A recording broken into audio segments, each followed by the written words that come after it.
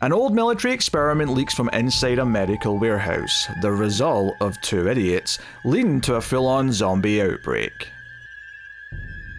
This one is full of lively characters and tongue-in-cheek humour, so join us for Return of the Living Dead.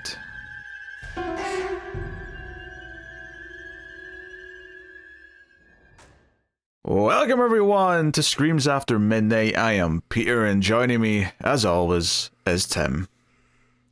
Send more podcasters. We don't need any more podcasters. There's plenty. There's plenty. Yes, welcome everyone. This is a horror movie podcast. It's October, and we are doing extra episodes for the October dawn. And today we are starting the little franchise. We like to try and squeeze in a little trilogy or so every October from start to finish in the month. And this year we're doing the Return of the Living Dead franchise. Now, I should say here, we're only going to do the first three. I know technically there's a fourth and a fifth that exist, but they're basically in name only. Now, I'm not saying we'll never do them. Like, we might do them as bonus episodes on Patreon or something at some point, but I think for the purpose of what we're doing this October, we're doing the main three that are a bit more on the official side. Because, correct me if I'm wrong, aren't 4 and 5 just a case of they realised they owned the rights to the name, so they just shoved the name on a couple of random zombie movies? Is that not what happened? As far as I know, yeah. Okay. And then also, as far as I know, they're supposed to be completely terrible. So, well, that's never stopped us with other movies. sure. But yeah, at least doesn't make me too excited to dive into it. I believe one I think is like Necropolis or something, and I forget what the other one is.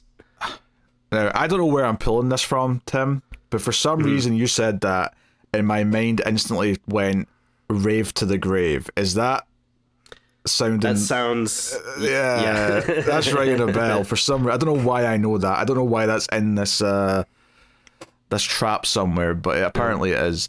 So anyway... Well, with titles like that, they're probably pretty good, actually. Maybe we should try to squeeze them in. But yeah, we'll start spoiler-free, of course, as we always do. We'll give you a warning before we get into the spoilers, and if you're enjoying the show on YouTube, do hit the like button, or rate the podcast on your podcast app. Helps us out a bunch if you do, and you can support us financially over at Patreon or via YouTube membership. But I'll tell you more about that and the goodies you'll get for it at the end of the episode. So yeah, Return of the Living Dead. Somehow we've not done this series yet. That boggles my mind. Hey, you know what? There's still a few other things we've not done that it feels like we should have done by now. But do you know what the problem is, Tim? Is they keep making new horror movies, so we keep having too many new things to do. So the classic stuff gets left behind a little bit. But hey, good problem to have. So, I mean, the premise of this one's simple. It's kind of a tongue-in-cheek zombie movie where a medical warehouse happens to contain a couple of canisters that the military misplaced of a toxic chemical and some corpses. This toxic chemical will reanimate the dead and create a zombie scenario, I guess we'll call it. And shenanigans ensue once they accidentally unleash the thing. So that's basically it. I mean, there's not really a whole in-depth idea to go into. Obviously we won't mention it till spoilers, but people who have seen it probably remember mainly the ending for being kind of a big thing. So, you know, we'll talk about that, of course, a bit later. But I assume we've both seen this before, right? Oh, yeah. Well, I mean, I won't beat around the bush then, Tim. What are your general feelings on Return of the Living Dead? I absolutely love it. Yeah, it's just so much fun. It's a total hoot, you know. It's just really good zombie, chaos. The special effects are so good. There's, I mean, obviously, like the Tar Man zombie is like a huge, like, I don't know if I'd say like icon, but like, someone that like horror people, admire, and it just looks so cool. And I don't know, it's kind of like a comfort movie for me, honestly. And I feel like I kind of came to it a little later in life because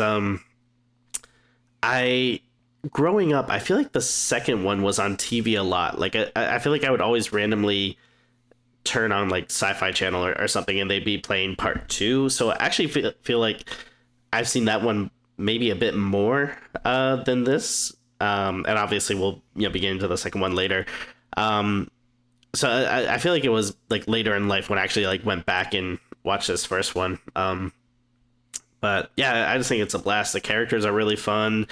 I mean, obviously it's very well known with like horror people. I don't know like if it's something that has like a huge, like cultural legacy with like normal people and stuff, but I don't know, when you look at it, it feels like there's like a lot of zombie stuff in this that kind of became like staples, like the whole eating brains thing. Like, I mean, I could be wrong, but I'm pretty sure that comes from this movie. Like, I was going to ask. I don't know, because I don't know if it comes from this. I thought this was pulling from something older, but I could be wrong.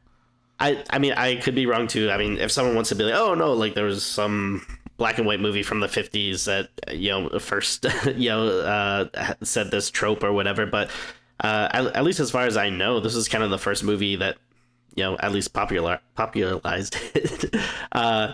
And yeah, I don't know, I just think it's a ton of fun. Also has like some weirdly poignant moments in it too, which we'll get to. But yeah, I don't know like where exactly it would fall. Like I'm not saying it's like in my top 10 of movies of all time, but this is a movie that I don't know, I just always have a lot of fun with whenever I put it on.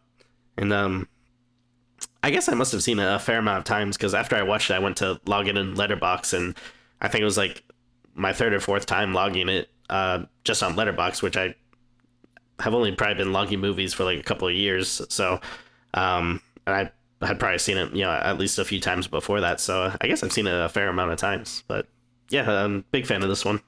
Only a couple I'm pretty sure I joined Letterboxd in 2014, so it's been over a decade for me now, been on Letterboxd. And I might have.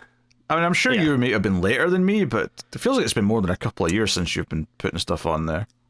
I mean, I probably joined later than you, but I feel like I didn't use it very often when I first joined. So I might have been on it, but maybe I would just randomly do stuff like every now and again. I feel like it was only the last like couple of years where it became like a compulsion, where it's like, okay, no, I must, go ahead and log this as soon as I finish.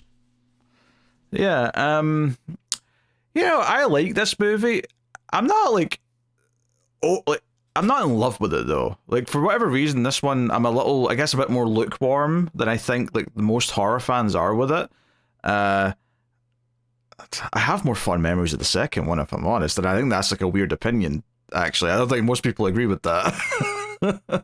Well, I mean, like I said, it's kind of weird for me because I have a lot more nostalgia with the second one, just because I grew up watching it more. So I also would probably put it over this one a little bit, but I do think that, yeah, that is more of a hot take, I guess. I think it's the opposite for most people, which is fair. I mean, I like them both a lot, so yeah, I can see it, but honestly, I think bizarrely, I don't know if it's just a bit too lighthearted for me to fully love, or maybe I just don't like the characters enough to fully love it, but there's just something that's feels a little bit too fluffy about it for me, where I feel like by the time we get to the big ending they've got, I just don't know if I'm that invested in any of the characters or what's going on. Like it's a solid like put on and do something movie. Like it works very well in that capacity.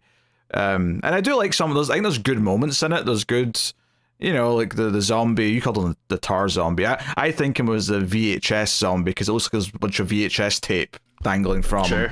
And there's some other practical effects that, I mean, they're fun effects. I wouldn't say none of them are realistic. They're all kind of goofy and cartoony, and which is intentional. That's not a complaint. But they're fun for what they are. But I mean, from an actual story perspective, the first 30 minutes or 40 minutes is kind of like more about hiding a body, and then once the zombie stuff does start, like there's some entertainment stuff in there, but like the group of characters for me falls a little bit flat. They feel kind of like just almost like a parody of a group of characters that you would see in an 80s movie, as opposed to an actual group of characters from an 80s movie. I know that sounds really strange, but that's kind of how I feel about them. So, I mean, I don't want to sound too negative, because I think it's a very easy watch and it's a fun enough time, but I'm definitely a bit of a cry away from I love it. Like, it's pretty good. It's you know, it's solid enough. It's fine. It works. That's interesting, because I actually really like the characters a lot, but I mean, I don't disagree with you. Like, I wouldn't say they're very deep or anything, but like, I mean, to me, this movie is kind of more of a comedy than, you know, trying to be like straight up horror. And I don't know, I just find the characters to be kind of funny. Like, I agree that, you know, I can totally see what you're saying, where like they feel more like a parody of characters, but to me that kind of, I don't know, makes it kind of fun. And I like the like punk aesthetic, you know, of it. So it's definitely over the top, but in a way that works for me. Yeah, I mean, it's hard to put my finger on why this doesn't quite click in terms of these characters, because I like a lot of 80s movies, and I like a lot of 80s movies with silly characters, so I'm not sure exactly what it is here. Maybe it's because like they're so separated for so much of the movie, and that's like part of the problem. Fair, yeah. Maybe it's I don't know, like they're kind of, it's almost like maybe we just need to spend a bit more time setting them up, like, and not a ton of, like an extra 5 minutes, because it's not like a long movie, so like another 5 minutes early on, just setting up the kind of the group of friends, like the, you know, the people in the warehouse, they're fine, they've got enough time to build up, but the punk group of friends, although one or two of them are randomly very not punk, it's a really it's one of those things where it's like, wait, why are these people friends with each other? Like, two of them look like they're going to like a like S&M club, and then two of them look like they're going to like a 80s like school dance. Like, what's going on here? Yeah, like I'm very curious with I think the main girl, Tina, like she just looks like such a completely normal, like almost goody two shoes like kind of character. So to me, it's kind of just funny, like seeing her walking around these people that, like you said, just look like, yeah, they're walking out of like some type of like bondage club or something, and like they have names like, you know, Trash and stuff, and then there's just like, oh, just nice old Tina up front. And Scuzz, let's not forget Scuzz. I'll be honest, I did not realize Linnea Quigley played Trash. Yep. I guess because of the short pink wig. But damn, she earned her money on this one. She is naked for like 90% of her scenes. Yeah, it's actually kind of like, man, that couldn't have been like a fun shoot for her. I imagine. I mean, maybe if she's like super comfortable with her body, all the more power to her. But yeah, I mean, imagine it would be. Yeah, even if you are though, like being that naked constantly, like how many days were they shooting this? And on top of that, even if she's like 100% doesn't even think twice about like the you know, the vulnerability of being naked in front of a crew. Surely she's cold like all the time. Oh sure, yeah. Like what the hell?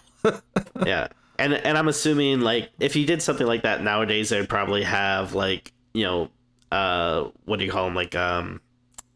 Like intimacy coordinators or people on set that would, like, kind of be there to make sure, like, everyone's cool and they're comfortable and stuff. But, I mean, you're not having that in the 80s. You know? She's lucky if all the zombies aren't trying to cop a feel, quite frankly, between takes. Yeah. I don't know, just baffling to me. It was a fun thing to notice though after when I looked at the names, because I was like, oh yeah, she's kind of a, like, not an A tier scream queen, but she is in a lot of horror movies from the 80s. Oh, absolutely. Yeah. She's like, I actually like her quite a bit, so like I don't want to sound like I'm, you know, like degrading her or something, but like degrading her is maybe the word you were looking for there. Sure. But like to me, she kind of seems like maybe like a B level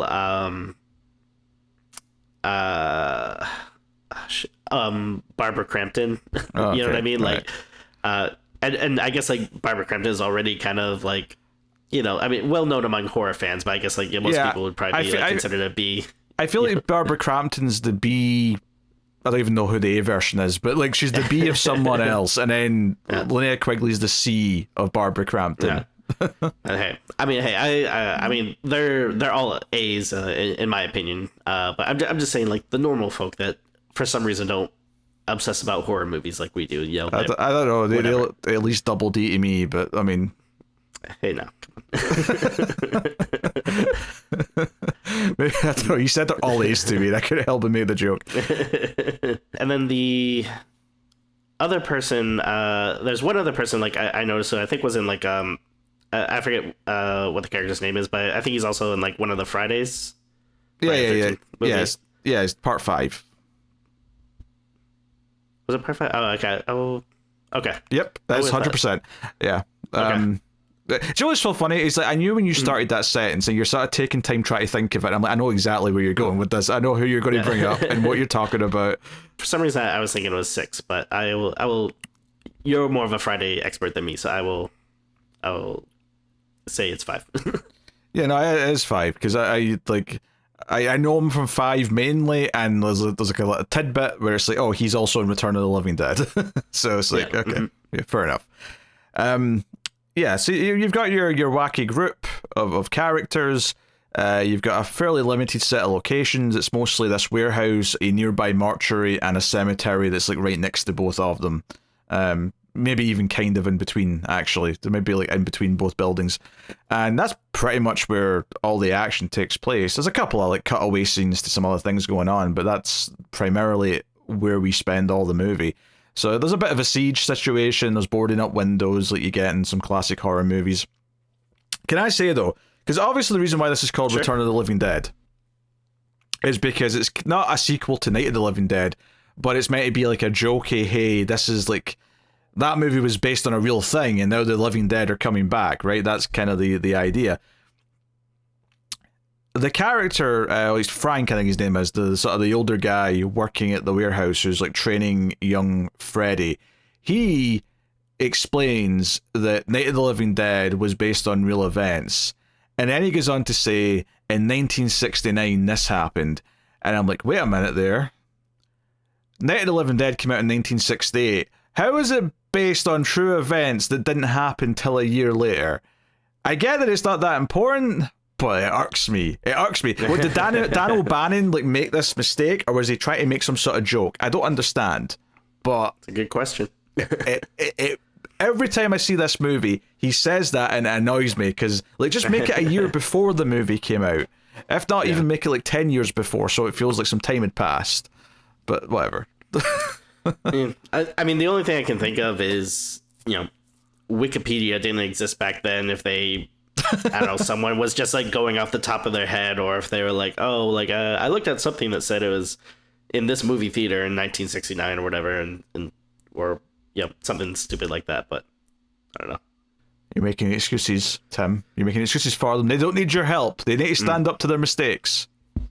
I mean, they've put out multiple versions of they put this movie out in multiple formats and stuff, and I'm sure they can go in and just do like a quick dub over or something, and why not? No, they have to live with the mistake. It has to be there forever. But I'm calling it out. So anywho, I mean, I don't know if there's a whole much more to say before we get to spoil. I mean, we mentioned obviously the effects being fun, it being kind of pulpy and comical and lighthearted. That's basically summing things up. Like, I don't know how much there is to talk about plot wise before we get into the actual like spoilers. So, all right, well. Since Tim's got nothing to add, we'll say spoilers then for Return of the Living Dead, and we will get into the movie. You have been warned. Can I say something? And I get that it's supposed to be funny, sure, right? But it's a rhetorical question, Tim. You don't have to say yes when I say, can I say something? I'm going to say it anyway, right? I don't like the zombies being unkillable, right? I don't like that because... I don't know, like, obviously it's played for laughs at first because the headless corpse is still moving around, and then obviously you've got all the body parts moving around a little bit as well when they cut them up, right? I get it, right? It's all about it being kind of amusing and all the rest of it. The problem for me, though, is that, one, it makes them, like, the situation so hopeless because there's not a single way to really fight back. Unless they're going to put them all in the crematorium one by one, but that's obviously also what raises the rest of the zombies, so it's not exactly a good idea either. is that it just makes it kind of feel like, well, there's no winning, so there's no way that they can actually like get out at the end. There's no way out of this, and literally the end of the movie is, yeah, there was no way out of this. They're all screwed. I don't know. I know it shouldn't matter in a movie this comedic because it's not meant to be taken that seriously, but it still kind of bothers me. It still bothers me that there's just no reason to hope or root for anyone, and it's kind of obvious as soon as they introduce the fact that the zombies can't be killed. That's fair. If it bothers you, it bothers you. You know, it's not really much you can do about it. But yeah, I mean, it doesn't really, matter too much to me. I like you're kind of saying, it's a very comedic movie, so to me, it's just played more for laughs when like you're seeing these, like dog cadavers, like coming to life and stuff like that, where. Yeah, if it was supposed to be a more serious movie, that I might be questioning it more, but I get your point, but yeah, it didn't really bother me, though. Do you know what I think it is? Do you know what I'm realizing? Is that I maybe just don't think it's that funny, and that's why I don't love this movie that much. Sure. Because... That's fine. Because if it was trying to be serious, even if it wasn't like a super, like dark, dramatic thing, right? But if it was trying to be somewhat serious and was coming off kind of cheesy, I can enjoy that as like a cheesy movie. Right. But because this is supposed to be funny, and I'm not really finding it that funny, it kind of like it falls flatter for me in a weird way. Kind of like how, and this isn't the exact same thing, but kind of like how a movie that's intentionally supposed to be bad is never going to be as fun as a movie that it was supposed to be good, but is actually laughably bad. Right? Right, yeah. No, I get that. Right? So... Yeah. I mean, humor is very subjective, so it's like, yeah, if it's not your type of humor, then it's not going to work as well. But I don't know, I think it works pretty well for me, and I don't think it's like the kind of movie where I'm like, laughing out loud and like rolling on the floor, going like, ah, ha, ha, ha, but like, I don't know, to me, it's just like, it's just more like fun and humorous. Like, it's not like they're, like telling jokes that are, making you guffaw or something, but I don't know. It's just like fun to me. Yeah, it's kind of like they're all in like a skit. It's like a 90-minute skit as opposed to a movie. Sure. That's the way they react to things. They react kind of comically, and I don't know. It's a very fine line, right? There's a fine line they're kind of treading where it's not enough of an actual horror movie for me to enjoy it that way. It's not funny enough for me to enjoy it as a comedy in the way that I think it wants me to. So I don't know. I'm just not in love with it. Like it's fine. Like I don't think it's bad. Like it's perfectly fine. It doesn't do anything particularly wrong. It's just, Anyway, we'll go. I mean, there's nothing wrong with that. Yeah. You feel very defensive, but well, because I know most horror fans like this movie a lot, and sure. It's it's a cult classic. People love it. They like to praise it, and I usually tend to land on the same side as like most horror fans when it comes to like what the big movies are. There's some exceptions, obviously, but yeah, I mean, there's nothing wrong with not liking something or whatever, but I mean, I get where you're coming from. Yeah, and again, it's not like I don't dislike the movie. It's just perfectly fine. It's just doesn't work as well as it does on other people. I'm just not as enthusiastic about it. Maybe that's why it's taken us so long to get to this franchise, because I knew it wouldn't be this like gushing conversation that some other classics are more expected of. So the movie like starts off with the two characters in the warehouse. He's like teaching the young guy like, oh, we've got all this medical stuff. We've got skeletons from India. We've got various things that medical scholars use. We've got a meat locker with a cadaver in it. All this stuff. Fair enough. That's where we're set in the movie.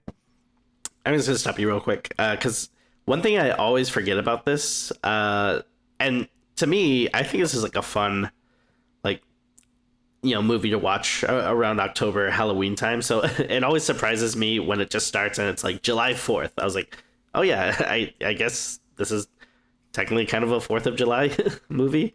I mean, it doesn't matter because it's never brought up again for the rest of the movie. It doesn't really have like any, even like later on when it's like, it's like dark and damp and rainy. Like to me, that feels more like October weather than, something that in July. So yeah, also, it's always kind of weird. If it's 4th of July, shouldn't there be like fireworks going off like all night? You would think so. Yeah. I mean, there's a big firework in the morning. Yeah, oh, very much so. Yeah, but I guess I never really thought about it, but you reminded me of that, made me think, oh yeah, there should be fireworks, right? America loves fireworks on the 4th of July. That's fair. Yeah, I'd even forgotten about that since the start of the movie, like since watching it. You know. So anyway, the old guy Frank's like, hey, you know that Night of the Living Dead movie, that thing, this based on reality, blah blah blah, and he takes him downstairs to where these canisters are, because this is why I know all this, is because they accidentally delivered this stuff here. That doesn't explain why he knows the backstory, admittedly. Did the delivery driver, like, say, hey, you'll never guess where these came from, and, like, gave him all the intel, but he hits the side of the canister like an idiot, and the gas from inside just leaks out, and, like, they get doused in it, and then the opening titles play, and that's how the movie kind of properly kicks off. So we have that. We have all of Freddy's friends, who are the punk group. The nice girl, Tina's his girlfriend, and they're like, oh, let's wait for Freddy to go out of work so that we can all do something tonight, because Freddy always knows where to go to have a nice time.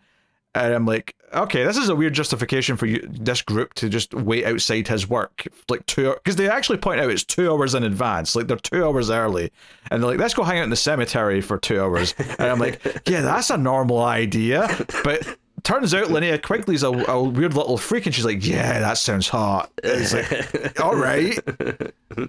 And she's definitely into it, because she takes her clothes off very quickly once she's in there. But oh yeah, she's vibing. She is like, yeah, she's gotta take her clothes off and dance. A couple of things. So the whole Night of the Living Dead, like, being real and all that stuff. I'm not against that plot line. Like, that could be interesting. I do feel like it's maybe a little too complicated for this movie. Like, you could, like, let's just say, like, yeah, there's an experimental gas or whatever. Because I don't know, it's just going into, like, some pretty, like, wild ideas, and then yeah, it does make you start to question, like you're saying, like, okay, wait, how does this guy know this, and, like, why was this, like, such a thing? I don't know. So yeah, I don't mind it, but again, it's just, like, weird, and I guess it's something too that I probably don't think about a lot, because I always forget that's a thing when I watch. I was like, oh yeah, there's a whole connection there. And then yeah, the other thing with it kind of, like, made me laugh, like, when the Freddy's friends are like, oh yeah, let's go see him, like, at work and stuff, and then it seems weird that they're just, like, sitting out there, and then, like, they see him, like, oh, he's, like, going into, like, the mortuary or something. They're like, oh, like, should we go, like, catch up with him? Like, oh no, like, we'll wait till he's, like, out of work. And I'm like, it's not like he's working at, like, a busy store and he doesn't have time for you guys. Like, I feel like you can just, like, go say hi to him. Like, it feels weird that, like, they're just, like, right there and they see him and they're just like, yeah, we're just gonna stay here. I don't know. Yeah, or just, I don't know, go get a snack or something. Like, go do something for, like, however long. But hey, it is what it is. I mean, obviously they hang out in the cemetery and they're just there. Linnea Quigley's dancing naked. Like, she basically starts talking about how her biggest fear, like, the worst way of dying. And she talks about a bunch of old men grabbing her so they can eat her, which is obviously foreshadowing for the zombies. But this, like, turns her on, so she starts ripping her clothes off. And I love that someone just goes, hey, Trash is taking her clothes off again. And I'm like, wait, does she do this, like, every night? This is, like, a regular occurrence with Trash, is like, oh, let's just get everything out in the open and start dancing. So, I mean, if you like Linnea Quigley, I mean, you're going to get a good look during the course of this movie. But yeah, I mean, most of the main plot, of course, takes place inside the warehouse, because when they get up, they call in the boss who owns this place, and he's like, oh, what, you idiots, why did you get involved with this? But they don't find the zombie that's in the canister at first, but the zombie that's in, or the cadaver, I should say, that's in the meat locker is now banging on the door to get out. So that's, like, their worry now, and they're freaking out a little bit, but ultimately we find out that the zombies, the whole, like, you have to, like, hit them in the brain, shoot them in the brain, stab them in the brain, that doesn't work, because they're able to pin it down after some tomfoolery when they let it out, and they stab it in the head with like a big giant pickaxe, and it still keeps wriggling around without a corpse. And they're like, shit, that was supposed to work. What are we going to do? So they end up cutting up in a bunch of little pieces. One of the things that I do like plot wise though is this whole like idea of like, what do we do with this one zombie? Like, what do we how do we get rid of this? How do we deal with the fact that it's still moving around? And very quickly, Bart, who owns this place, is like, oh, across the street, Ernie is still working in the mortuary. He's still in. They've got a crematorium. We could just, pop over and burn this bad boy. And part of me almost was thinking, yeah, how do you justify like some unauthorized use of a crematorium though? Because that looks very suspicious.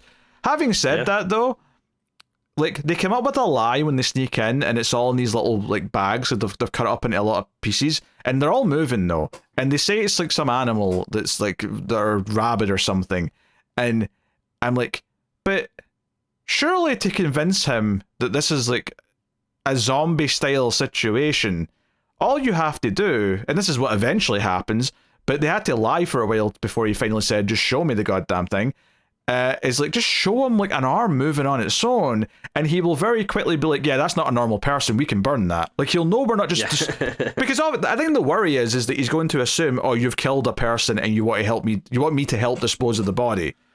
Right. And that's not what this is. And I think just showing the moving body parts, just one of them, will completely alleviate, that concern. Ernie's never going to think that ever again. Which, by the way, why does Ernie have a holster with a gun in it? He's a mortician. It's America. That is his right. I mean, I suppose I can't argue with that. But it's just like, because when they first come in, he whips the gun out and he's like, yeah, hold it up, and he's like, oh, it's you. Oh dear. Anyway, these idiots burn this body without thinking about the fact that this is a toxin that can spread, and it goes into the air. We see the smoke go up from the chimney, and then it starts raining this toxin back down into the earth. And would you believe that the cemetery next door gets doused in this like contaminated rainwater, which immediately starts to make the zombies rise from the graves, which is kind of where the movie really kicks into high gear, I think. Yeah, man, I just love like seeing a corpse rise from the grave. Like that is just like chef's kiss for me. And yeah, there's a really good like montage of once all the stuff starts raining down and you're seeing like the bodies pop up, and yeah, I think like all the special effects and stuff look really cool. And yeah, I feel like, I don't know, the cemetery is such like a great setting, and yeah, I feel like, I don't know, we surprisingly don't get like a ton of like horror stuff like in cemeteries. So I don't know, just the people like running like through graves and stuff. I don't know, it's just a good like visual for me. I think there's a lot of scenes in cemeteries. I think it's hard to build a whole horror movie around the cemetery though. That's true. Yeah. I feel like I've seen a lot of cemeteries and stuff, but I think it's part of it's because the hit television show Buffy the Vampire Slayer, because her whole like thing would be to patrol the cemeteries at night because that's where the vampires will pop up from. So there was like a scene in like almost every episode of that in a cemetery. But yeah, I mean, this maybe gets the cemetery here gets a bit more focus perhaps than most movies would give it. Actually, how do you feel about the zombies being able to talk? I mean, again, other movies, I would probably, like if it's going for something more serious, I probably wouldn't like it, but I think it works in this movie. And as long as it's not like, like they're doing like the stilted kind of like zombie voice, which is fine to me if you're doing a more comedic kind of thing, but yeah, I think it works for this one. Not something I probably would want to see that often, though. Yeah, fair. I mean, they don't whip it out too much, but they do use it a couple times, and it shows that the zombies are kind of smart because they like lure people into traps and stuff like that. Because obviously, like the next part is that the group in the cemetery run because they notice the rain's kind of weird, and then they kind of escape into the warehouse, which at this point, Tina went in there on her own looking for Freddy, and encounters the tar zombie, which does look great. I think it's the best visual of the whole movie, is this zombie. It's cool. And she goes on the run from that, and the rest of the group, when they come in, the driver of the group, I don't want to say his name because it'll get us demonetized on YouTube, but he gets killed by the zombie with the chain and whatnot, and they kind of bowl and kind of run through the... So some of them end up in the mortuary with the other characters. Some of them end up back in the warehouse. There's like a sort of guy in like a jacket suit and like a blue-haired girl who end up back in here. Whereas Quigley's character, Trash, gets grabbed in the cemetery while they're running away. So she ends up with the zombies. She ends up being kind of the de facto leader of the zombies from that point on because she's so recognizable.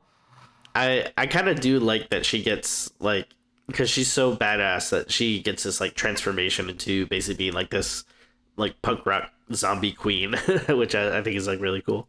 Yeah, she gets, like, a big moment where, like, a homeless guy's, like, down the street, and she comes walking down the street with mist behind her, and she's still naked, by the way, full frontal, but she's got zombie makeup on her face now, so she gets this big kind of cinematic entrance to, like, come after this guy.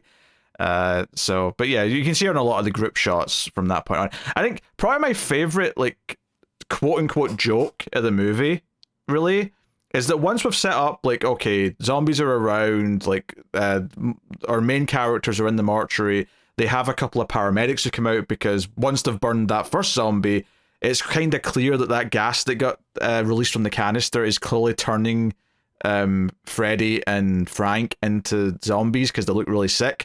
And the paramedics come out and they check stuff and they're like, hey, technically you two are dead because you get no pulse, your temperature's room temperature, and this and that. And it's like, you're technically dead, but you're moving around and talking, so that's kind of weird.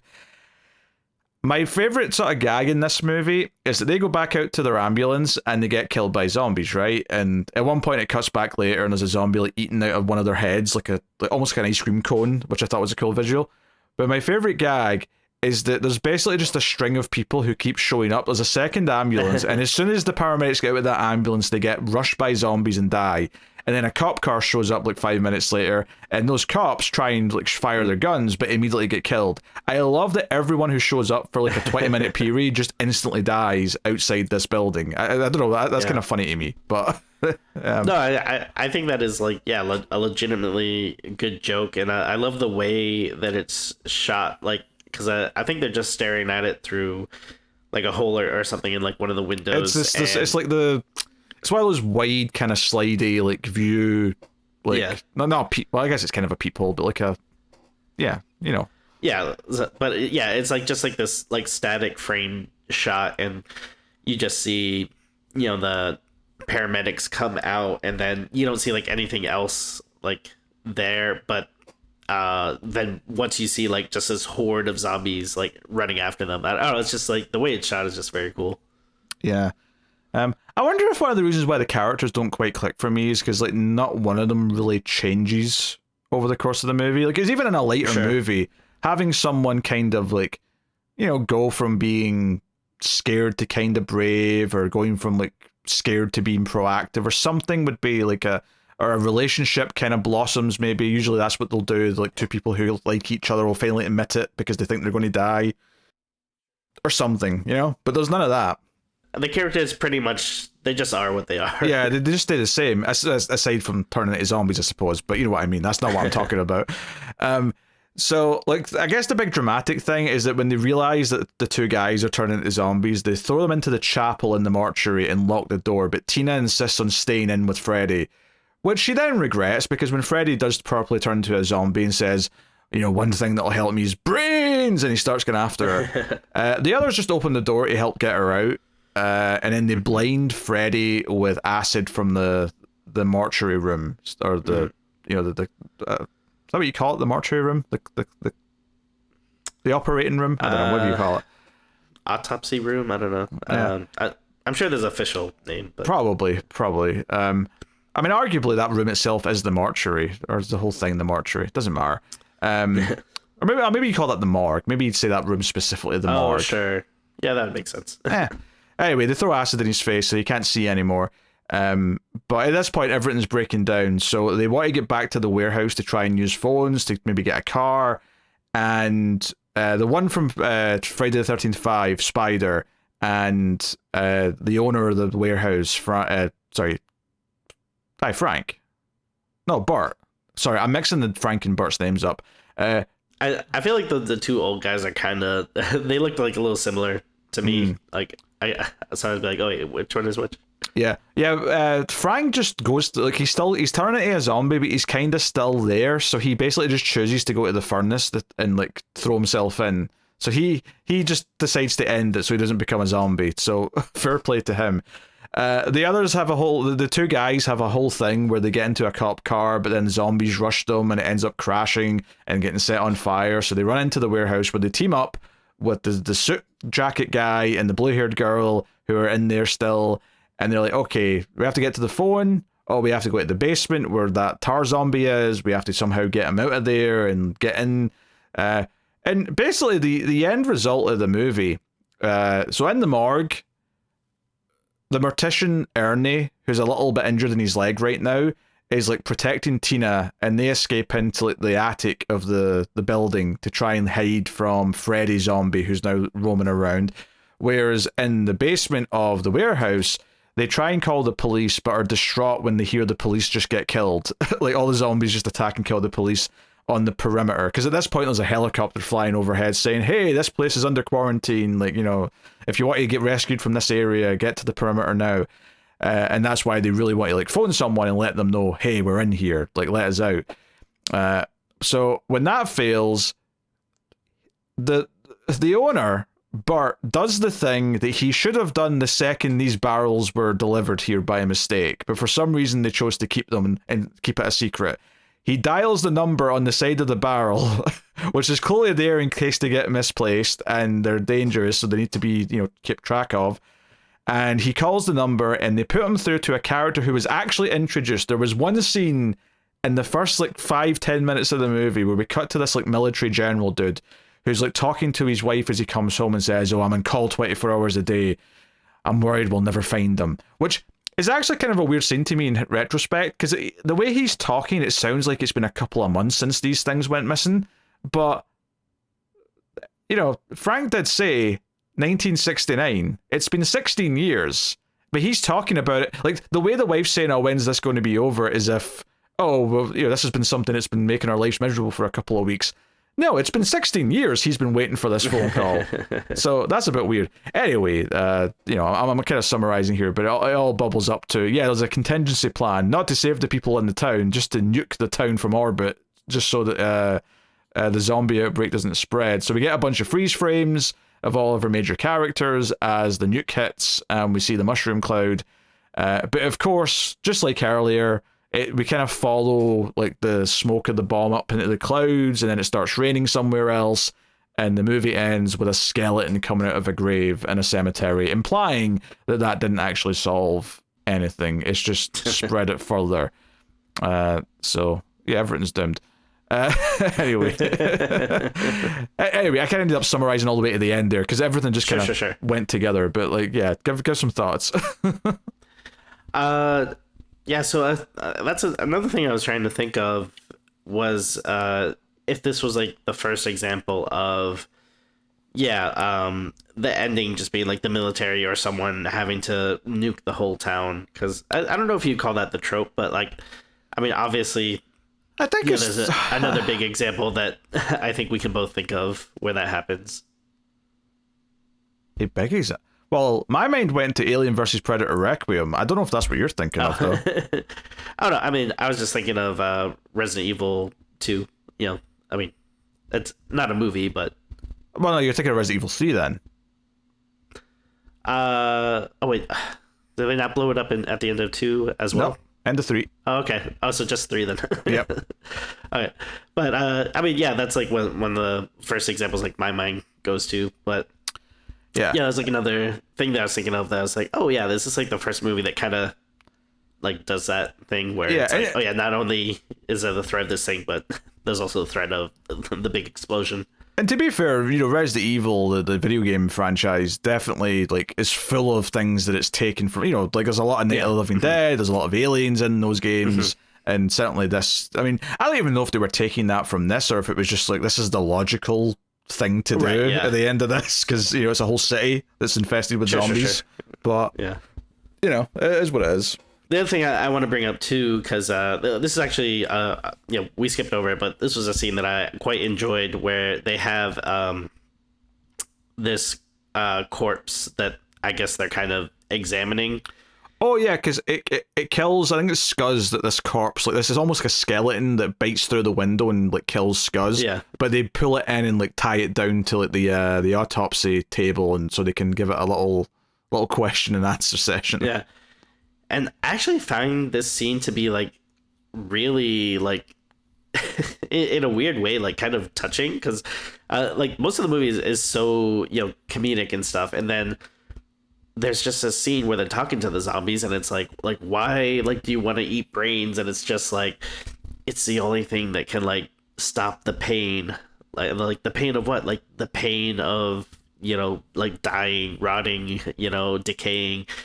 And I don't know, that like, I don't know, maybe it sounds silly, but it kind of like really gets to me, because, you know, most of the time in zombie stuff, you're just kind of seeing them as like these faceless monsters that, you know, you're just trying to escape from, and you're just like killing as many of them as you can. And like, I don't know, this is like the only thing I can really think of where like you have a zombie being like, no, we're doing this because we're in pain, like we're being tormented, like it's hell, like living or unliving or whatever as we are, and like the only way to subside the pain for even just a little bit is to eat brains. So that's like why we're doing it. And I don't know, it's like it gets me.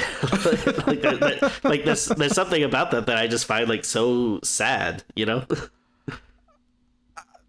I'm glad you get like something really touching out of it. I don't hate the scene per se. Like it's an interesting like moment from like an effect point of view and all that.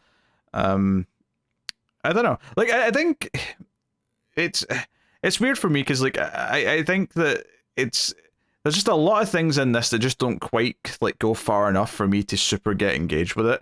It almost like I like this more than what I'm about to compare it to be clear, right? I like this more, but it kind of feels like if Radio Silence made a movie back in the 80s to me. You know, in the same way that Ready or Not and what was that last one they did? Abigail. Oh god. Like the sort of the tone of them, this kind of feels like the 80s version of that, where it's just kind of like not taking itself seriously, and it's kind of like doing all these like, you know, not because I think if it was more witty, I think I'd be into it, because if it was witty and it was kind of like having fun with zombie tropes, I think I would be getting a bit more out of it. Like Shaun of the Dead or something.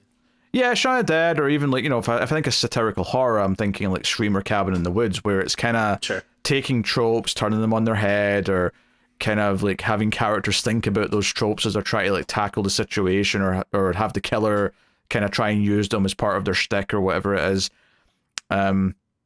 Whereas here, this is a lot more like, isn't it fun how we've got like a cool skeleton prop that we're going to like scream as it tries to grab us? And that's not like terrible. Like I don't mind that per se, but the movie's kind of always on that level. You know, it never does something more inventive or witty with its like humorous elements. Well, the thing that's kind of interesting to me is it kind of feels like it's playing off of zombie tropes, but when you think about it, I mean, what other zombie stuff had there really been? I mean, aside from, you know, the Romero movies, was there really much else at this point? I mean, by this point, you had Zombie 2 and even Zombie 3 from Italy.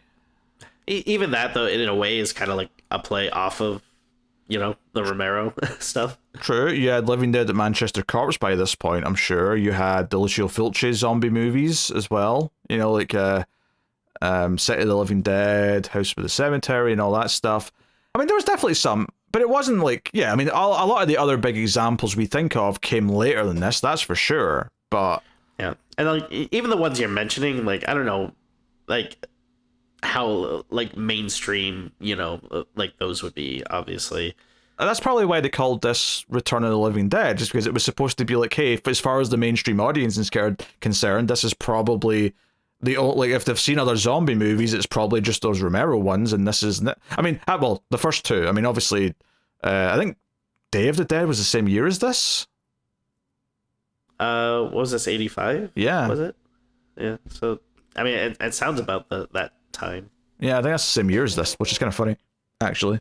I do wonder if, like, again, maybe it feels like it's playing on some tropes, but I mean, in reality, I mean, maybe it's more like it's actually inventing some of these tropes. Like, again, like I said, like the whole like if you asked like a third grader or something, like, oh, like, what does a zombie sound like? And they'd be like, oh, brains and stuff. Like, again, like it's like probably stuff like that coming from this movie. Well, yeah, but I think the point I was making there is though is that it isn't really like doing much with tropes, because I was saying that that's what I would maybe like a bit more. This is more just almost just like enjoying doing Zombie 101, I guess, in a weird way, but with a different origin, which is the toxin from the military which is spreading. Because I don't know if the movie in this ever establishes if they bite you, do you turn into a zombie? I don't think this movie, at least in this first one, I don't think they ever touched on that. Well, I mean, Linnea Quigley's character becomes a zombie, so... Oh, you're right. Okay, she's the one... Yeah, but she also dies in a big pool of the rainwater, though, right? Oh, that's true. Yeah, that's a good point. Yeah, so... Yeah. It's a bit open. So, I mean, they could go either way in the next one, but I don't think they addressed that here. There's... Yeah, like, I mean, I guess there's, like... I wouldn't say there's necessarily, like, a reason to believe that doesn't happen in this movie, but there's, like... It's not like other movies where they would normally show characters getting bitten and then turning or something. Like, yeah, you kind of have the two main characters that, like, are turning through zombies, but that's because they were exposed to the gas, not because they were actually bitten or whatever. Yeah, and obviously it kind of falls flat when Tina's like, oh, I'm so upset that you're sick looking, like, I want to take care of you. I'm like, this is the first time we've ever seen you two together. It's kind of hard to get that invested in you caring about the fact that he's dying, to be honest. Especially because they set up a whole thing at the start where they're like, wait, Freddy got a job? Is he lame now? And I'm like, wait, what are you all doing with your days? Exactly. But yeah, they're punks. Yeah. I don't want to sound too negative because I think it's a perfectly fine watchable movie, but I just don't hold it in like that high a regard where I'm like, oh, this is one of the cult favorites. This is one that I like, need to have and need to like recommend to people or feel that compelled to rewatch all that often. But I mean, it's perfectly fine. I don't have like a distaste for it. It's just not, it doesn't tickle my fancy in quite the same way as other like silly or 80s movies do. Yeah, I mean, that's fine. Again, I'm not gonna drag you for having an opinion on it, but I mean, I definitely fall into that camp where I hold this one pretty high. I mean, it's not my favorite zombie movie of all time. Like, I still prefer, the Romero stuff, and like, if I was thinking of more comedic stuff, I probably would say like, Shaun of the Dead is like funnier and that sort of thing. But I don't know, to me, it's just like a fun movie to, put on every now and again. And I think like a lot of like the visual stuff is what really makes it sing for me. Because I just like the look of it, and again, I know the characters are like cheesy stereotypes and stuff, but I don't know, I like that punk aesthetic, and it kind of like it does kind of make me laugh just how like like over the top they are. Like you were saying, like I did think that was kind of a funny joke where they're like, oh, he's got a job. They're like, oh, how lame. It's like, okay, like you're that punk that like just even the idea of getting a job is like stupid. I mean, I think on paper I like that. I just like there's something about it I just find a little bit underwhelming, and I just I don't know if there's much to like say about it other than that, to be honest, at this point. But I've just always been a little underwhelmed with Return of the Living Dead. But don't you worry, because I actually remember if 2 is any good, but I remember liking 2 when I was younger, so we'll see how I feel when we get to 2 in the near future. All right, Tim, what are you rating Return of the Living Dead out of 10? So obviously I think we're going to go quite a bit higher than you, but this was one I enjoy quite a bit. Again, it's just, I don't know, it's fun, it's comforting to me. I like the effects a lot. I like the characters. I mean, I agree. It's not like the deepest story or anything by any means. And yeah, it is kind of interesting that the end just feels very like hopeless and everything. But I don't know. I always have fun when I watch it. So I think I'm gonna give it an 8. I think it's really good. I like it. Yeah, I probably sounded quite harsh, and I think it sounds that way because like I know how beloved this is to a lot of people, and people get really excited when it comes up, or whenever there's a new release. It's always a new fancy remastered Blu-ray or 4K Blu-ray or whatever, and I see fans get excited, and I'm like, why don't I care about this as much as everyone else? And I think for me it's a 6. Like, it's perfectly fine. It's a decent movie, but it doesn't like tickle that. Like, if I'm compared to movies around a similar time, like I enjoy Demons more than I enjoy Return of the Living Dead. Sure. A zombie movie, similar time period, and I think it's got a cooler style. I think it's a bit more atmospheric, and I think I appreciate that a bit more. I actually like Demons 2 more than Demons 1, so I guess that's the one that I really like out of those. But even that, it's not like it's got a great plot. It's just really stylish, and it just feels like you're constantly having fun with the visuals and all the rest of it. And the characters are equally as thin as Return of the Living Dead is. But hey, there you go. I mean, that's where I'm landing anyway. 6 out of 10. So hey, there you go. That's that. Not sure exactly what will be next out on the schedule because we're doing extra episodes, but there will be another episode. There'll be 2 episodes every week, pretty much, plus a couple of bonuses for Patreon. So it won't be too long until the next episode in the Octoberthon. But you can let us know what you thought of this one, Return of the Living Dead, in the comments, and you can like, subscribe, all that stuff. And of course you can support the show and help keep it coming all year round, not just in October, by going to patreon.com/MailFuzzTV or becoming a YouTube member. You get access to the bonus episodes, which we have like a back catalogue of about 60 now, I think, and they come about once every month or so, give or take. There's 2 this month though for the Octoberthon.